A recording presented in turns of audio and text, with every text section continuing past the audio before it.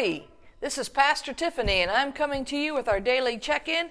It is April 24th, 2020, and it is an absolutely gorgeous day outside. The sun is shining. It's a chance for us to get out. We all need to get out. Now listen, I know I keep telling you to get out, and you might be screaming back at the screen saying, but we're social distancing.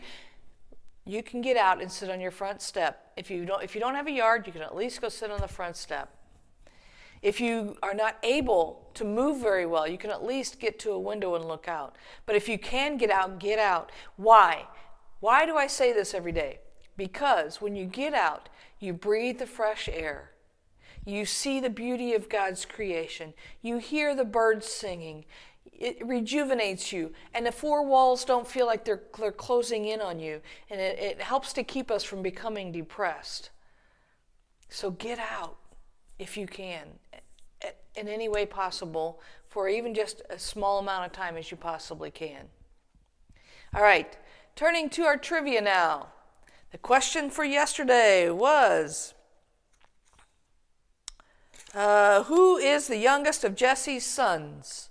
The answer is David, and that is found in 1 Samuel chapter 17, verses 13 and 14. Way to go, Wangs! Woohoo! Okay, today's is, in which parable does the father give his son the best robe, a ring, sandals, and a feast? In which parable does the father give his son the best robe, a ring, sandals, and a feast? If you think you know, let me know. All right, getting to announcements. We do have the new upper rooms. We did just find out yesterday that we're now stuck inside. I say stuck all the time. I don't mean stuck. But we are inside now for another 30 days until May 30th, okay? So it's going to be a long time before we can gather back together. I do have the new May and June upper rooms. If you would like a new upper room, please let me know. I will get one to you. Okay. Tithes or offerings, you can mail them to the church. Joys or concerns, I am here for you. Just remember that. I am here for you. Get a hold of me any way you can. Love to hear from you. If you want to give to tornadoes, because we are in tornado season, we've had some recently. We're going to probably have more. If you'd like to give for that, you can go to UMCOR's website, UMCOR, or you can send it to the church and Morgan will get it where it needs to go. Alrighty. If you are bored and want to get out and you want to enjoy this beautiful weather in 7 acres, we have a lot of stuff that you can be doing around here. Some of it's inside, some of it's outside. If there's some way that you can help, let me know. I'll make sure nobody else is here. And that way we will continue with the social distancing, but things will get done. This is a perfect time. We can come in. Normally when we fix something up around the church, we have from Monday to Friday, and if we really push it to Saturday, but we've got to get everything cleaned up and back and ready for the Sunday service. We don't have that issue now. If it takes longer, if you can't come till Sunday or Saturday, you know what? That's fine. All right. Now, turning to our scriptures, we are turning to Proverbs, the 2nd chapter, verses 1 through 8, and it reads, the value of wisdom.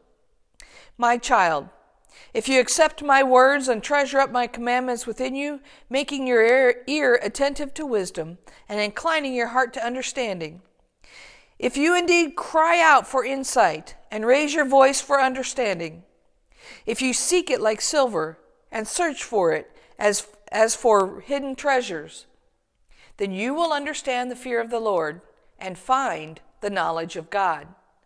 For the Lord gives wisdom. From his mouth come knowledge and understanding.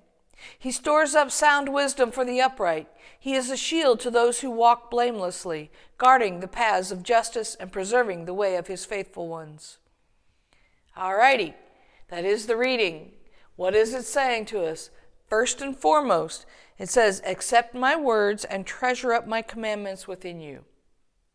If you accept his words and you treasure up his commandments, if your ears are attentive and your heart is open to be understanding, then you will find his knowledge. But it goes on even from there. And it says if you cry out, if you search for it, if you want to know it, if you're looking for it like you're looking for a hidden treasure, Now, if you're looking for a hidden treasure, you're really looking deep. It's different than just coming in and glancing around a room. We just had Easter egg hunts. Some of those eggs were really hard to find for kids. Did they stop? No, they searched for them. Why? They wanted them. Do we search for God's wisdom that way? Do we look for Him as intently as we do some of those eggs that are hidden so well? If we do that, then we will find His knowledge. For it is God who gives us the wisdom and the knowledge. He stores up sound wisdom for the upright. He is a shield to those who walk blamelessly, guarding the paths of justice. He will go before us. He will guide us. He will lead us when we have His wisdom and His understanding. That's what the first 8 verses say. Can't wait to read more. All right. It is a gorgeous day outside. Get out if you possibly can. Practice safe social distancing so that we can all return here, hopefully in June. Until we can meet again in person, may God bless you.